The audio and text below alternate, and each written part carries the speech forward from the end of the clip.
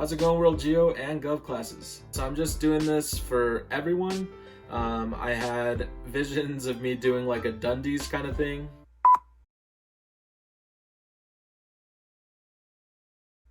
Hopefully you've seen The Office. However, I have about 200 students, so that would be really hard as far as time goes, and I didn't want to leave anybody out, so I just wanted to keep it on the safe side and do something a little bit more all-encompassing for all my classes. Alright, so with that, I'm going to be sharing with you my 3 points that I want you to take away. Now, before I share them, I do have to give the credit where it's due. I had an amazing professor at Metro. His name was Dr. Barbosa. Interestingly, his first name was Francisco too, but Dr. Barbosa had a big impact on me, especially learning Latin American history from him and about revolutions. It's how fitting I'm wearing this shirt today. Not planned at all. However, learning all those things from him, for the first time having a professor that looked like me, to me was really kind of enlightening. And so at the end of so I took 2 classes with him. At the end of my survey of Latin America and Latin American revolutions class, he ended both of those classes with these 3 points, and so I want to share those same 3 points with you.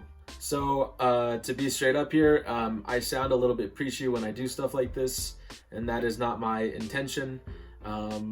However, like I say, this is something that I heard twice from this professor that had an impact on me, so I feel like it's only right that I kind of share that with you. So here we go. Here are my 3 points for you to take away. The very first one is inform yourself. Now that sounds simple, right? Informing yourself. And you're all probably thinking, oh, Mr. Sandoval just wants us to stay in school. Yeah, that is true. However, I don't exactly mean it as far as school. And I know some of your teachers might not like that I say that. However, I have to be real in just saying informing yourself goes in a number of ways.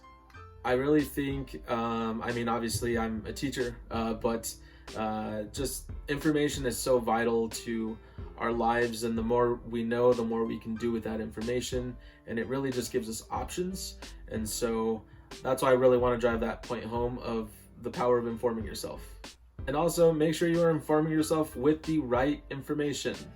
We've talked about sourcing, uncovering what is a good source, what is a bad source, so make sure you are informing yourself in the right way.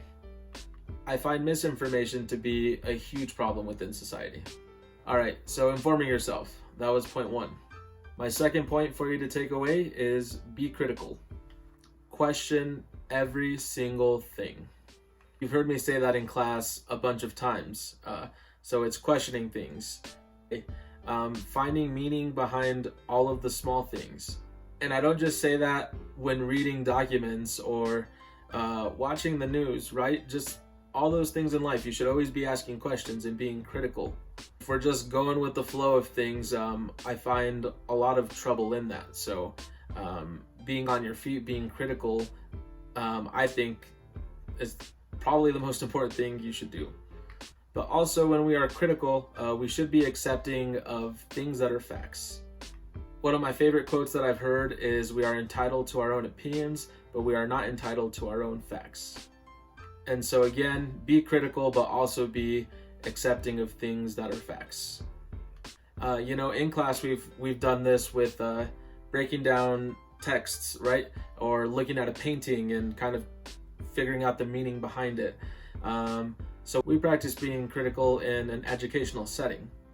However, what you are supposed to take away from that is being critical in your own life. I feel like sometimes that gets missed within school.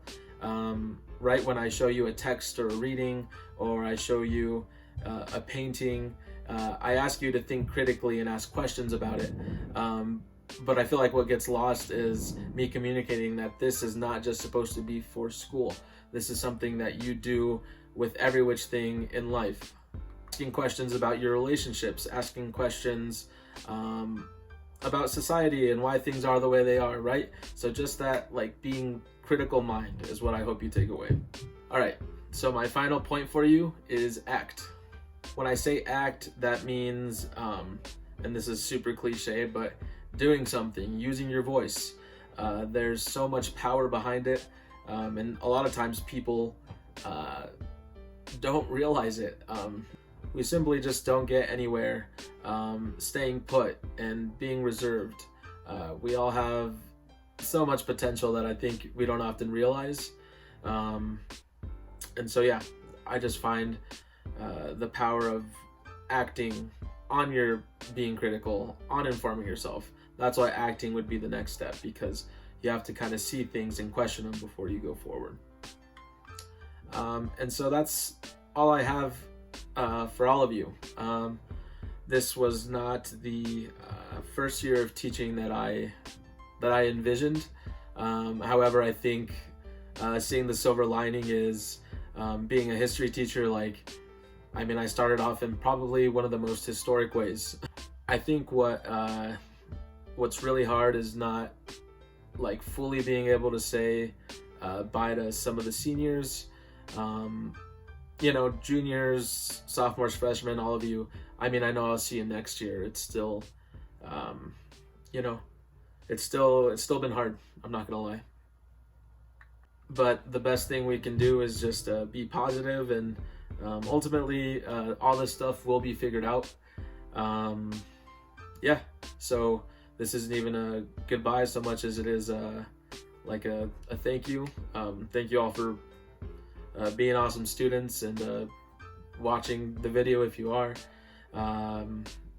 It's been an interesting couple months, and I know we're gonna get through this. So that's pretty much it for me. All right, I hope you all have a great summer. Thank you for being amazing students. I can't tell you how much I love my job, and I can't wait to see all of you when we're back in school in a couple months. We'll see when that happens, right? But yeah, thank you all. I love you. Take care.